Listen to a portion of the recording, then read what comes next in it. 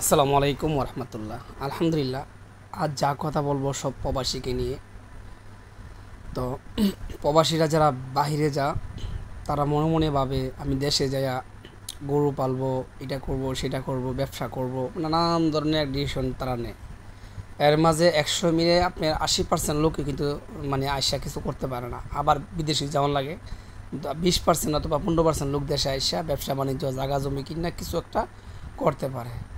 তো এটাই ভাই, প্রবাসে গেলে যে অনেক কিছু হয়ে যাবে এটাও না, আবার দেশে থাকলে যে অনেক কিছু হয়ে যাবে এটাও না। সব কিছুই আপনার মনোবল সাহস রাখতে হবে। আপনি নিজেকে ধৈর্যর সাথে সব কিছু মিলে চলতে হবে, ঠিক আছে? রাগ জিদ দেখান যাবে না, কার্যক্রম যাবে না, ফোরম্যানের সাথে জিদ দেখান যাবে না। ধৈর্যর সাথে আপনার টাকা পয়সা আপনি গুছিয়ে রাখেন বা যাই করেন, এটা আপনি ভিতরে ভিতরে রেখে করবেন, ঠিক আছে? আমার কথা হলো, যারা বিদেশ যায় তারা যে কী পরিমাণ কষ্ট করে, এটা একমাত্র যারা প্রবাসে আছেন তারাই বলতে পারবেন। আমি আমার কয়েকজন বন্ধু বান্ধবের কাছে কিছু খবর নিয়েছি, অনেক কষ্ট করে।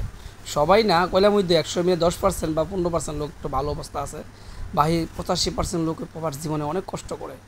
সকালে ভোর রাইতে ওঠে, রাত 3টা বাজে যে সময় নাকি বাংলাদেশে হজরের টাইম, হজরের আগে তাহাজ্জুদের টাইম, ওই টাইমে মানুষের ডিউটি যাওয়ার জন্য প্রস্তুত থাকে। এইভাবে ডিউটি শেষ করে মাস শেষে 20,000, 30,000, 40,000, 50,000 যে যেমন পারে এরকমই দেয়, ঠিক আছে?